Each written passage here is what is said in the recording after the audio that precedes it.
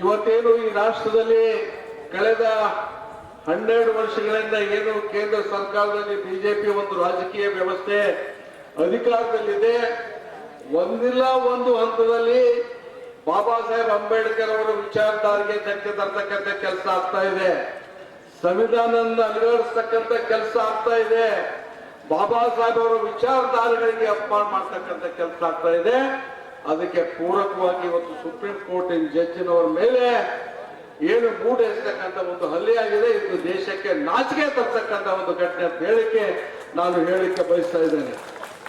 ಯಾರು ಈ ವ್ಯಕ್ತಿ ಮಾಡಿರ್ತಕ್ಕಂಥ ವ್ಯಕ್ತಿ, RSS ಹಿನ್ನೆಲೆ ಇರ್ತಕ್ಕಂಥ ವ್ಯಕ್ತಿ,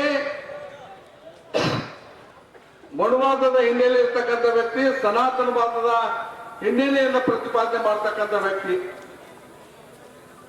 ಇದು ಕೇವಲ ಇವತ್ತು ನಡೆದಿರ್ತಕ್ಕಂಥದ್ದಲ್ಲ, ಬಾಬಾ ಸಾಹೇಬ್ ಅಂಬೇಡ್ಕರ್ ಅವರ ಜೀವಿತ ಇರ್ತಕ್ಕಂಥ ಕಾಲದಲ್ಲಿ ಕೂಡ ಅವರಿಗೆ ಅಪಮಾನ ಮಾಡ್ತಕ್ಕಂಥ ಈ ಒಂದು ಕಿಡಿಗೈಗಳನ್ನ ನಾವು ನೋಡ್ತಾ ಇದ್ದೇವೆ. ಇವತ್ತು ಸುಪ್ರೀಂ ಕೋರ್ಟ್ನಿಂದ ಉಚ್ಚ ನ್ಯಾಯಾಲಯದ ವರಿಷ್ಠ ನ್ಯಾಯಾಧೀಶರ ಮೇಲೆ ಒಂದು ಭೂಟನೆ ಎಸೆಯೋದ್ರ ಮುಖಾಂತರ ಅಪಮಾನ ಮಾಡ್ತಾ ಇದ್ದಾರೆ ಅಂದ್ರೆ ಸಾಮಾನ್ಯ ದೇಶದ ಸಾಮಾನ್ಯ ಪ್ರಜೆಗಳ ಪರಿಸ್ಥಿತಿ ಏನು ಅಂತಕ್ಕಂಥದ್ದನ್ನು ನಾವು ಆಲೋಚನೆ ಮಾಡಬೇಕಾಗಿದೆ. ಗವಾಯಿಯವರು ಅವರ ಹಿನ್ನೆಲೆಯನ್ನು ನೋಡಿದಾಗ ಅವರ ತಂದೆಯವರು ಡಾಕ್ಟರ್ ಬಾಬಾ ಸಾಹೇಬ್ ಅಂಬೇಡ್ಕರ್ ಅವರು ಅತ್ಯಂತ ಪ್ರಬಲ ಅನುಯಾಯಿಗಳು. RBI ಕಟ್ಟೋದ್ರ ಮುಖಾಂತರ ಬಾಬಾ ಸಾಹೇಬ್ ಅಂಬೇಡ್ಕರ್ ಅವರ ಜೊತೆಗೆ ನಿಂತು ಬೌದ್ಧ ಧರ್ಮ ಸ್ವೀಕಾರ ಮಾಡಿರ್ತಕ್ಕಂಥವ್ರು. ಮುಂದೆ ರಾಜ್ಯಸಭೆ ಸದಸ್ಯರಾಗಿ ಅವ್ರ ತಂದೆಯವರು ವಿಧಾನ ಪರಿಷತ್ತಿನ ಸದಸ್ಯರಾಗಿ 2 ರಾಜ್ಯಗಳ ರಾಜ್ಯಪಾಲರಾಗಿ ಕೆಲಸ ಮಾಡಿರ್ತಕ್ಕಂಥವ್ರು. ಅವರ ಮಗ ಸಂಪೂರ್ಣ ಪ್ರತಿಭೆಯ ಮುಖಾಂತರ ಆ ಹುದ್ದೆಗೆ ಇರ್ತಕ್ಕಂಥವ್ರು. ಅವ್ರೇನು ಹೇಳಿಲ್ಲ, ಜಡ್ಜ್ಮೆಂಟ್ ನಲ್ಲಿ ಇದನ್ನು ಬರಲಿಲ್ಲ. ಅವರು ನೀವು ವಿಷ್ಣುವನ ಮೂರ್ತಿಯನ್ನ ನೀವು ಮಾಡ್ಕೋಬೇಕಾದ್ರೆ ನೀವು ಪ್ರಾರ್ಥನೆ ಮಾಡಿ ಅಂತಕ್ಕಂಥದ್ದನ್ನು ಜಡ್ಜ್ಮೆಂಟ್ ನಲ್ಲಿ ಬರಲಿಲ್ಲ. ಕೇವಲ ಔಪಚಾರಿಕವಾಗಿ ಒಂದು ಮಾತನ್ನು ಮಾತ್ರ ಅವರು ಹೇಳಿದ್ರು.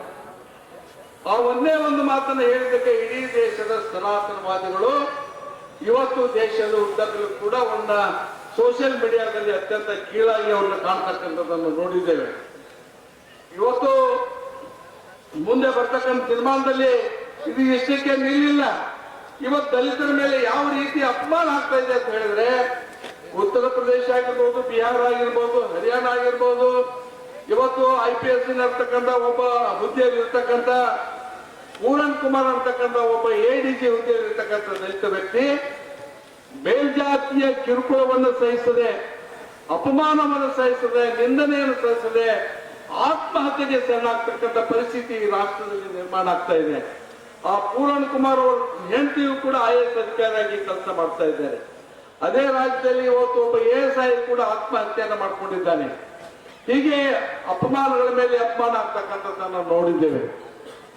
ಇವತ್ತು ಯಾವ ವ್ಯಕ್ತಿ ಗಾಂಧೀಜಿ ಅವರ ಮೇಲೆ ಗುಂಡನ್ನು ಹಾಕಿ ಬಿಜೆಪಿ ಅವರು RSS ನವರ ಒಂದು ಆಶೀರ್ವಾದದಿಂದ ನಾವು ಹೊರಗೆ ಉಳಿತೇವೆ ಅಂತಕ್ಕಂಥ ಭಾವನೆ ಆ ಕಾಲದಲ್ಲಿ ಇತ್ತು. ಅದೇ ಬಲಪಂಥೀಯ ಭಾವನೆ, ಬಲಪಂಥೀಯರ ರಕ್ಷಣೆ ನಮಗಿದೆ ಅಂತ ಹೇಳಿ ಇವತ್ತು ಗೂಡು ಎಸೆಯಲಿಕ್ಕೆ ಕಾರಣಕರ್ತರಾಯಿತು ಅಂತಕ್ಕಂಥ ಮಾತನ್ನು ಇಲ್ಲಿ ಹೇಳಬೇಕಾಗ್ತಾ ಇದೆ. ಬಂಧುಗಳೇ, ಇವತ್ತು ಹಿಂದೆ ಸಾವಿತ್ರಿಬಾಯಿ ಫುಲೆ ಅವರಾಗಿರ್ಬೋದು, ಮಹಾತ್ಮ ಗಾಂಧೀಜಿ ಅವ್ರ ಮೇಲೆ ಹಲ್ಲೆ ಆಗಿರ್ಬೋದು, ಈ ಎಲ್ಲ ಘಟನೆಗಳನ್ನ ಇವತ್ತು ಸಾವಿತ್ರಿಬಾಯಿ ಫುಲೆ ಅವ್ರ ಮೇಲೆ ಹೆಂಡೆಯನ್ನು ಎಸ್ತಕ್ಕಂಥದ್ದಾಗಿರ್ಬೋದು, ಗಾಂಧೀಜಿ ಅವ್ರ ಮೇಲೆ ಗುಂಡನ್ನು ಹಾಕ್ತಕ್ಕಂಥದ್ದಾಗಿರ್ಬೋದು, ಇವತ್ತು ನಮ್ಮ CAG ಅವ್ರ ಮೇಲೆ ಚಪ್ಪಲ್ ಬೂಟನ್ನು ಎಸ್ತಕ್ಕಂಥದ್ದಾಗಿರ್ಬೋದು, ಎಲ್ಲ ಘಟನೆಗಳನ್ನ ನೋಡಿದ್ರೆ ಬಹುತೇಕವಾಗಿ ರಾಷ್ಟ್ರದಲ್ಲಿ ಪ್ರಜಾಪ್ರಭುತ್ವಕ್ಕೆ ಬೆಲೆ ಇಲ್ಲ ಅಂತಕ್ಕಂಥ ವಾತಾವರಣ ನಿರ್ಮಾಣ ಆಗಿದೆ. ಆದ್ರೆ ನಾವು ಪ್ರಜಾಪ್ರಭುತ್ವವನ್ನು ಪುನರ್ ಸ್ಥಾಪನೆ ಮಾಡಲಿಕ್ಕೆ ನಾವೆಲ್ಲ ಕೂಡ ಕಂಕಣ ಬದ್ಧ ಆಗಬೇಕು ಅಂತಕ್ಕಂಥ ಮಾತನ್ನ ಈ ಸಂದರ್ಭದಲ್ಲಿ ನಾನು ಹೇಳಿಕ್ಕೆ ಬಯಸ್ತಾ ಇದ್ದೇನೆ.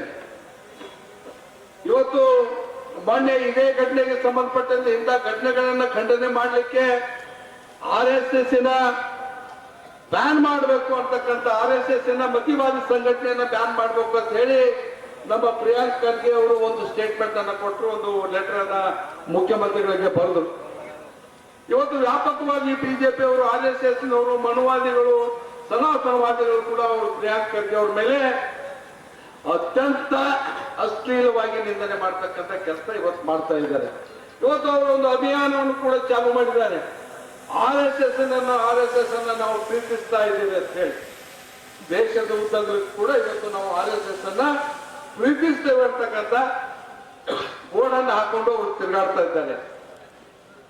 ಅವರಿಗೆ ನಾವು ಹೇಳ್ಬೇಕಾಗ್ತಾ ಇದೆ, ನೀವು RSS ಅನ್ನು ಪ್ರೀತಿಸಿದ್ರೆ ನಾವು ಈ ದೇಶದ ಸಂವಿಧಾನವನ್ನ ಪ್ರೀತಿಸ್ತಾ ಇದ್ದೇವೆ, ಅಂಬೇಡ್ಕರ್ ವಾದವನ್ನ ಪ್ರೀತಿಸ್ತಾ ಇದ್ದೇವೆ, ಬುದ್ಧನ ವಿಚಾರವನ್ನ ಪ್ರೀತಿಸ್ತಾ ಇದ್ದೇವೆ, ಬಸವಣ್ಣನ ವಿಚಾರವನ್ನು ಪ್ರೀತಿಸ್ತಾ ಇದ್ದೇವೆ, ಈಶ್ವರ ಅಲ್ಲಾಹನ ವಿಚಾರಗಳನ್ನ ನಾವು ಪ್ರೀತಿಸ್ತೇವೆ ಅಂತಕ್ಕಂಥ ಮಾತನ್ನು ಅವ್ರಿಗೆ ಹೇಳ್ಬೇಕಾಗ್ತಾ ಇದೆ. ಬಂಧುಗಳೇ, ಇವತ್ತು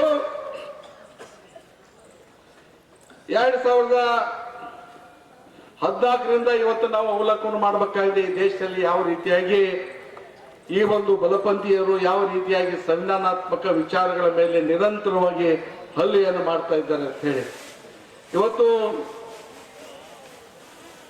ಈ ಘಟನೆಯನ್ನ, ಇಂಥ ಒಂದು ಸಂವಿಧಾನಾತ್ಮಕ ಬಿಕ್ಕಟ್ಟಿನ ವಿಷಯದ ಘಟನೆಯನ್ನ ಟೀಕಿಸ್ತಕ್ಕಂಥ ವಿಚಾರದಲ್ಲಿ ಇವತ್ತು ಯಾರು ಪ್ರಗತಿಪರರು ಅನೇಕ ಜನ ಮುಂದೆ ಬರದೇ ಇರ್ತಕ್ಕಂಥದ್ದು ನಮ್ಮ ದುರ್ದೈವ, ಈ ದೇಶದ ದುರ್ದೈವ. ಇದನ್ನ ಟೀಕೆ ಮಾಡತಕ್ಕಂಥವ್ರು ಕೇವಲ ಸಿದ್ದರಾಮಯ್ಯನವರು, ಖರ್ಗೆ ಅವರು, ಮಹದೇವಪ್ಪನವರು, ರಾಹುಲ್ ಗಾಂಧಿ ಅವರನ್ನು ಬಿಟ್ರೆ ಬೇರೆ ಯಾರು ಕೂಡ ಇವತ್ತು ಇದನ್ನ ಟೀಕೆ ಮಾಡಲಿಲ್ಲ, ಘಟನೆಯನ್ನ ಖಂಡಿಸಲಿಲ್ಲ. ಪ್ರಧಾನಮಂತ್ರಿಗಳು ಈ ಘಟನೆಯನ್ನ ಆದ 8 ಗಂಟೆ ನಂತರ ಇದನ್ನು ಖಂಡಿಸ್ತಕ್ಕಂಥ ಹೇಳಿಕೆಯನ್ನು ಕೊಟ್ಟಿದ್ದಾರೆ. ಅವ್ರು ಏನು ಹೇಳಿದ್ರೆ ಈ ಘಟನೆ ನಡಿಬಾರ್ದಿತ್ತು, ಆದ್ರೆ CAG ಅವರು ಬಹಳ ದೊಡ್ಡ ಉದಾಹರಣೆಯನ್ನು ತೋರಿಸಿದ್ದಾರೆ, ದೊಡ್ಡ ಗುಣವನ್ನು ತೋರಿಸಿ ಅಪರಾಧಿಯನ್ನ ಬಿಡುಗಡೆ ಮಾಡಿದ್ದಾರೆ. ಆದ್ರೆ ಅವ್ರು ಎಲ್ಲಿಯೂ ಕೂಡ ಈ ಗೂಟ ಎದ್ದಂತ ಅಪರಾಧಿಗೆ ಶಿಕ್ಷೆ ಆಗ್ಬೇಕಂತಕ್ಕ ನಿಟ್ಟಿನಲ್ಲಿ, ಅವನನ್ನ ಜೈಲಿಗೆ ಹಾಕಬೇಕು, ಅವನ ಮೇಲೆ FIR ಆಗ್ಬೇಕಂತಕ್ಕ ನಿಟ್ಟಿನಲ್ಲಿ ಯಾವ ಮಾತನ್ನು ಕೂಡ ಪ್ರಧಾನಮಂತ್ರಿಗಳು ಆಗ್ತಕ್ಕಂಥ ಕೆಲಸ ಮಾಡಲಿಲ್ಲ. ಅದು ನಮ್ಮೆಲ್ಲರ ಒಂದು ದುರ್ದೈವ ಹೇಳಿಕೆ ನಾನು ಬಯಸ್ತಾ ಇದ್ದೇನೆ. ಇವತ್ತು ಕಳೆದ ಒಂದು 15-20 ದಿನಗಳ ಹಿಂದೆ ಈ ಬಸವಣ್ಣನ ಸಂಸ್ಕೃತಿಯ ಒಂದು ಯಾತ್ರೆ ಈ ರಾಜ್ಯದ ಉದ್ದಗಲಕ್ಕೂ ಕೂಡ ನಡೀತು. ಬಸವಣ್ಣನ ಸನಾತನವಾದವನ್ನ ವಿರೋಧ ಮಾಡ್ತಕ್ಕಂಥ ಅನೇಕ ಸ್ವಾಮೀಜಿಗಳು, ಜಾತಿವಾದವನ್ನ ವಿರೋಧ ಮಾಡ್ತಕ್ಕಂಥ ಅನೇಕ ಸ್ವಾಮೀಜಿಗಳು ಜಿಲ್ಲೆಯಲ್ಲಿ ತಿರುಗಾಡಿ ಒಂದು ಪ್ರತ್ಯೇಕ ಲಿಂಗಾಯತ ಧರ್ಮ ಆಗಬೇಕು ಅಂತ ಹೇಳಿ ಒಂದು ವಿಚಾರವನ್ನು ಮಾಡಿ ಬಸವಣ್ಣನ ಮತ್ತು ಅಂಬೇಡ್ಕರ್ ವಿಚಾರಧಾರೆಗಳನ್ನ ಎತ್ತಿ ಇಡ್ತಕ್ಕಂಥ ಕೆಲಸ ಮಾಡುವರು. ಆದ್ರೆ ಇದೇ RSSನ ಹಿನ್ನೆಲೆ ಇರ್ತಕ್ಕಂಥ ಈ ಕನ್ನೇರ ಮಠದ ಸ್ವಾಮೀಜಿಯವರು ಅವರನ್ನ ಅತ್ಯಂತ ಹೀನಾಯನವಾಗಿ ಟೀಕಾ ಮಾಡಿದ್ರು. ಅವರನ್ನ ಪೂಟ್ಲೆ ಹೊಡಿಬೇಕಂತ ಹೇಳಿದ್ರು. ಸೋಳೆ ಮಕ್ಕಳು ಅಂತಕ್ಕಂಥ ಪದವನ್ನ ಸ್ವಾಮೀಜಿಯವ್ರ ಬಾಯಿಂದ ಉಪಯೋಗ ಮಾಡಿದ್ರು. ಅಂದ್ರೆ ಯಾವ ಸ್ವಾಮೀಜಿಗಳು ಕೂಡ ಕೆಲವು ಬಸವಣ್ಣ ವಿಚಾರಗಳನ್ನ ಇಟ್ಟುಕೊಂಡು ಬಿಟ್ಟ ಹೊರತುಪಡಿಸಿದ್ರೆ ಎಲ್ಲಾ ಸ್ವಾಮೀಜಿಗಳು ಕೂಡ ಇವತ್ತು ಜಾತಿವಾದಿಗಳಾಗಿದ್ದಾರೆ, RSSನ ಮುಖವಾದಿಗಳಾಗಿದ್ದಾರೆ. ಇದು ನಮ್ಮೆಲ್ಲರೂ ಕೂಡ ಬಹಳ ದುರ್ದೈವದ ಸಂಗತಿ ಅಂತ ಹೇಳಿಕ್ಕೆ ನಾನು ಬಯಸ್ತಾ ಇದ್ದೇನೆ. ಇವತ್ತು RSSನ ವಿಚಾರಧಾರೆ ಅಂತ ಹೇಳಿದ್ರೆ 1940ರಲ್ಲಿ ಏನು ಗೋಲ್ವಾಲ್ಕರ್ ಅವರು ಒಂದು ಸ್ಟೇಟ್ಮೆಂಟ್ ಅನ್ನು ಮಾಡ್ತಾ ಇದ್ದಾರೆ. ನಾವು ಯಾಕೆ RSS ಅನ್ನ ವಿರೋಧ ಮಾಡ್ತಾ ಇದ್ದೇವೆ, ದಲಿತರು, ಹಿಂದುಳಿದವರು, ಅಲ್ಪಸಂಖ್ಯಾತರು ಅಂತ ಹೇಳಿದ್ರೆ ಆ ಗೋಲ್ವಾಲ್ಕರ್ ಅವರು ಆ ಕಾಲದಲ್ಲಿ ಸ್ವತಂತ್ರ ಬರೋಕ್ಕಿಂತ ಪೂರ್ವದಲ್ಲಿ ಬಂಚ್ ಆಫ್ ಥಾಟ್ಸ್ ಅಂತಕ್ಕಂಥ ಅವ್ರ ಪುಸ್ತಕದಲ್ಲಿ ಏನು ಹೇಳಿದ್ರು ಅಂತ ಹೇಳಿದ್ರೆ, ನಾವು ಈ ದೇಶಕ್ಕೆ ಸ್ವತಂತ್ರ ಬರುವುದನ್ನು ಸ್ವಾಗತ ಮಾಡ್ತಾ ಇದ್ರು ಕೂಡ ಈ ದೇಶದಲ್ಲಿರ್ತಕ್ಕಂಥ ದಲಿತರಿಗೆ, ಹಿಂದುಳಿದವರಿಗೆ, ಅಲ್ಪಸಂಖ್ಯಾತರಿಗೆ, ಮುಸ್ಲಿಮರಿಗೆ ನೀವು ಸ್ವಾತಂತ್ರ್ಯವನ್ನು ಕೊಡೋದಾದ್ರೆ ನಾವು ಬ್ರಿಟಿಷರ ಗುಲಾಮರಾಗಿ ಇರ್ಲಿಕ್ಕೆ ಇಚ್ಛೆ ಪಡ್ತಾ ಇದ್ದೇವೆ ಅಂತಕ್ಕಂಥ ಮಾತನ್ನ ಹೇಳಿದ್ರು. ಅಂದ್ರೆ RSSನ ವಿಚಾರಧಾರೆ ಎಂದಿಗೂ ಕೂಡ ಈ ದಲಿತರ ಪರವಾಗಿ ಇಲ್ಲ ಅಂತಕ್ಕಂಥ ವಿಚಾರವನ್ನು ನಾವು ಹೇಳ್ಬೇಕಾಗ್ತಾ ಇದೆ. ಬಂಧುಗಳೇ, ನಾನು ಹೆಚ್ಚಿಗೆ ಮಾತನಾಡಿದೆ. ನಾವು ನಮ್ಮ ಉದ್ದೇಶ ನ್ಯಾಯ ಮತ್ತು ಹಕ್ಕುಗಳ ರಕ್ಷಣೆ ಮಾಡ್ತಕ್ಕಂಥ ನಿಟ್ಟಿನಲ್ಲಿ ದೇಶದಲ್ಲಿ ಇನ್ನು ಮುಂದೆ ನಿರಂತರವಾಗಿ ಹೋರಾಟ ಮಾಡಬೇಕಾಗ್ತಾ ಇದೆ.